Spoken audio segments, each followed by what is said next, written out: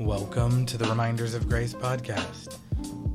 The Reminders of Grace podcast exists to provide a reference for truth, promote a refocus on the gospel, and to provoke a profound reminder of grace for our lives today.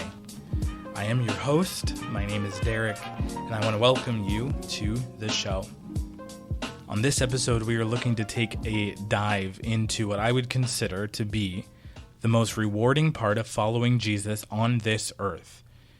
The benefits to following Jesus, of course, are numerous, and they are incredible. They are far-reaching and extensive and eternal. In addition to that, of course, the best part about following Jesus is that we get to follow and be with Jesus. We get to worship him, we get to celebrate him, we get to love him because of his love for us, and we get to serve him.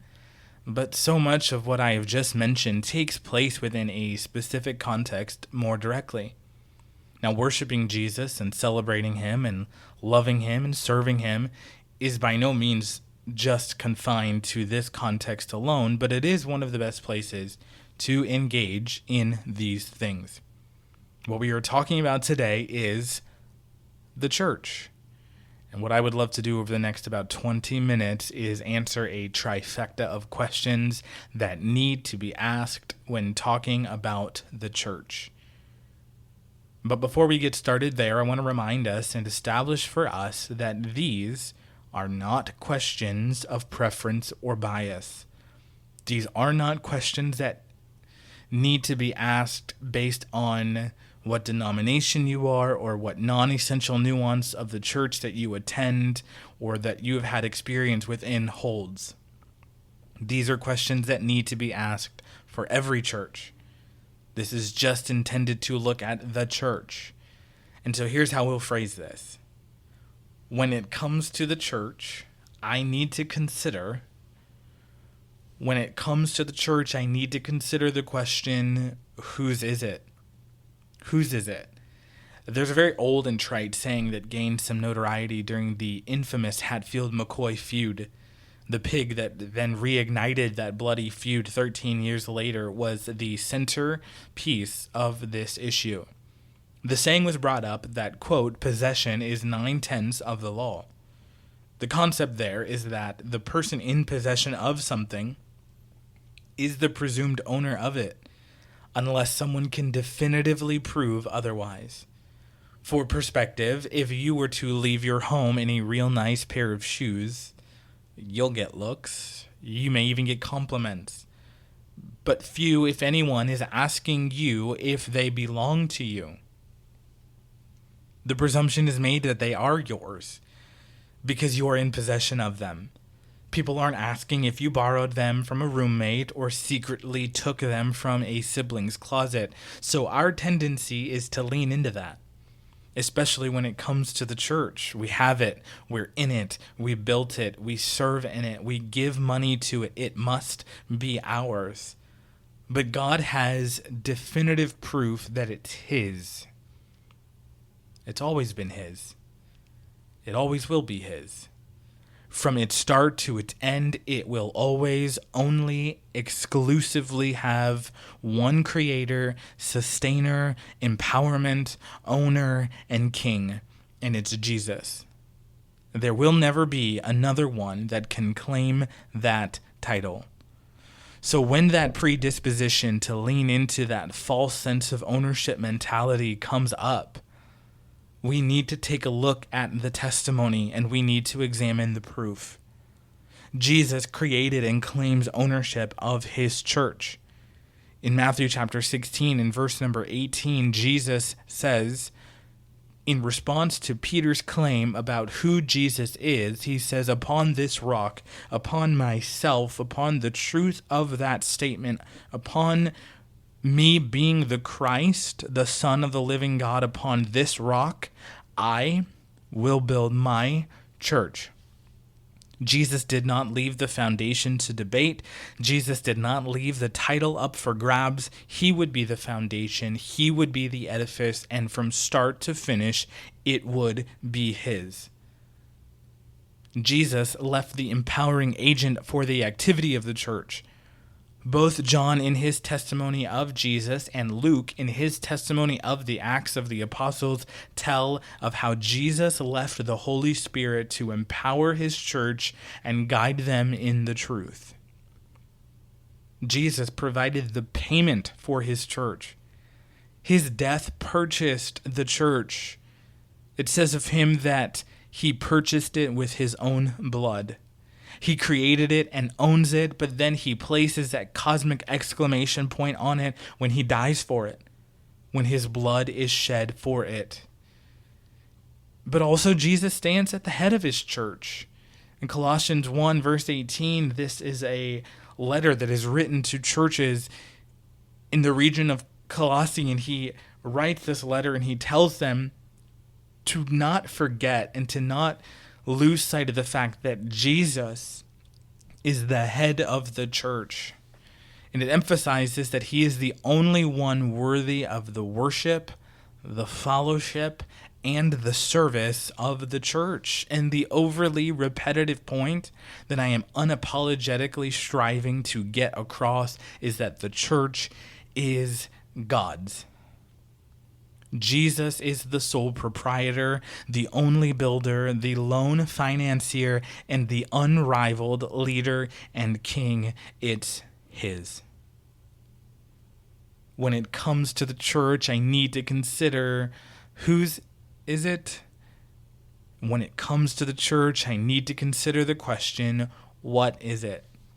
And one of the best ways, in my opinion, to look at what it is to take some time looking at the antithesis, what it is not. On the last episode, we briefly talked about a few potential responses that you might get to the question, what is the gospel? That unfortunately are just not true. But when people talk about the church, it's a lot of the same. You can get answers that run the gamut from both followers of Jesus and Christians, as well as people who may have never stepped foot in church before, and everyone in between, and surprisingly, they're not as diametrically opposed as we might think.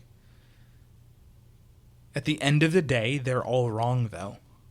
Meaning that they are altogether incorrect, incomplete, insufficient, or incompatible with the plan that God set out for his church. You may hear something like, church is just like a country club membership, and all they care about is money. Church is just like a museum where they only care about the biggest, the best, the most, and the nicest. Church is just all politics and organized religion. Church is just about telling me all the things that I can't do. Church is just a trendy social club with a motivational TED Talk and a concert. And these are all things that I've personally heard, and maybe in your lifetime you've heard or perhaps even thought or claimed one or two of them yourself. And I want to say this and be super clear about it. If for any of these reasons, any one of these reasons or more of them, or maybe even something worse that's not mentioned, is your experience with church, if it's your paradigm on the church because that's what you were told, or that's what a friend of yours went through, I'm not about justifying that. I am not about excusing it, and I am not about agreeably ignoring it. But what I am about is making crystal clear that that is not how it is supposed to be. That is not what Jesus intended. Along the way, imperfect people got involved and turned it into something ugly. The church is not full of perfect people who always get it right. In fact, it's full of imperfect people who oftentimes just miss it. It's full of sick, hurting, aching, wounded, and hungry beggars. So if that's what it's not, then what is it? The church is a living, breathing, forward-moving, and progressing organism that is designed by God for the carrying out of his plan to reach the nations and to be known in all the earth. And we'll get more into this in just a moment, but at a simplistic base, this is what the church is. When it comes to the church, I need to consider whose is it, what is it, and when it comes to the church, I need to consider the question, why does it exist? The mission is important for any organization, any institution, any venture, and I would purport that any marriage, any family, any team, any individual, your why is so important. And I'm going to share a mission statement with you. It's not original with me. It is not overly unique. It is not new. It is not specific to simply one church. It is, however, very clear, and it is very concise, and it really encompasses what God intended for his church. It says nothing about perfect people. It says nothing about politics. It says nothing about a social club. It says nothing about preferences. It says nothing about money. And I say all that because it's so vital to note that God never claimed a single one of those things as a reason why the church exists. And so here it is. The church exists to glorify God through the fulfillment of the Great Commission in the spirit of the Great Commandment. So let's talk about each of those phrases. The church exists to glorify God at the end of the day, at the start of the day, and all throughout the day. It exists always, only, and exclusively for the glory of God. What that means is that it is designed to ascribe worth to God. It is designed to magnify the view of God. It is designed to increasingly elevate our need for God. Glorifying God, as a friend of mine has said numerous times, is not about giving God something that he wouldn't have otherwise. I'm not giving God something that he has less of if I don't give it. I'm just giving God something that he is rightfully worthy of receiving. Worship and glory in song, in prayer, in generosity, in preaching and teaching, and in community. The church, though, is not about me, and it's not about you. It's not about seeing friends. The church is about God. It's for God. It's because of God and only God. If that has not been our view or experience with church, if that has not been our view or experience with church, hear me, then we have been wrong or we have been wronged, because this is why it exists. So the church exists to glorify God through the fulfillment of the Great Commission. Jesus lived and taught and served and reached so many, and then he died and was raised to life, never to die again, and alive he told 11 of the 12 people that had dedicated 3+ years of their life to following him, I have something for you to do until I come back. He said, based on the authority that I have as Jesus, God in the flesh, the only conqueror of death, the only Son of God, from that place of authority, I am commissioning you to go and make disciples, baptize those disciples, and then continue to make more disciples and better ones. Not disciples or followers of you, not people that would endear themselves to you, not people that would entrust their lives to you or the pastor or the church brand, not people that would worship you, but for me, for my name, for my glory, for my worship, and don't stop until I return and time is no more. And they would take that commission and they would take it seriously, empowered by Jesus through the Spirit, and 12 would become 500, 3,000, then 8,000 and millions, and now today maybe even 1 billion disciples of Jesus, not perfect people, not ones that get it right all the time, just people that want to follow Jesus. It exists to glorify God through the fulfillment of the Great Commission in the spirit of the Great Commandment.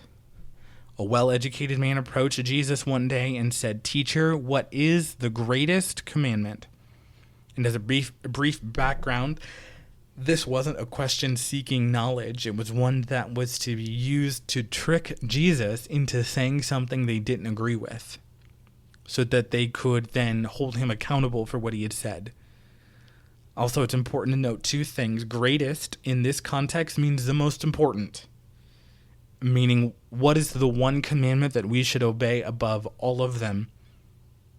Secondly, there were about 613 commandments that this man would have had in his mind, and he's asking Jesus to just pick one.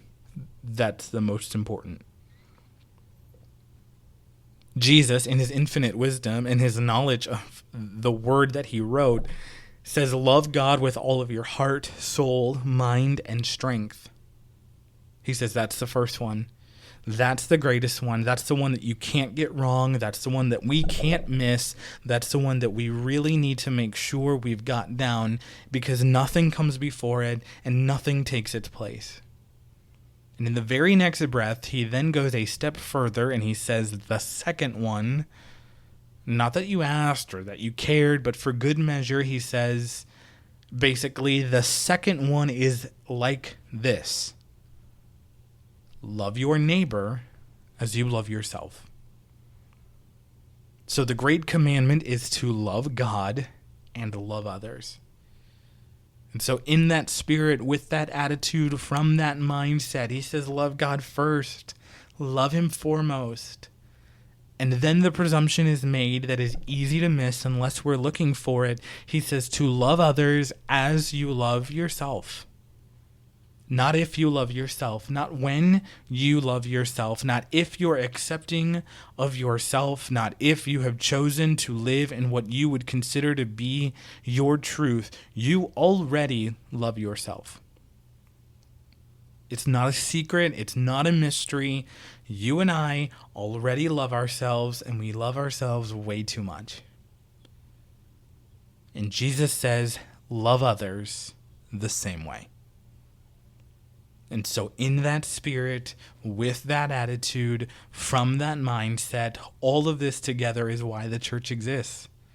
We glorify and worship God. We tell people about him, about the good news of Jesus, about the gospel, like we talked about on last episode, and we tell everyone because we love them the same way we love ourselves. There are no outsiders, no misfits, no one unworthy to hear it. No top shelf.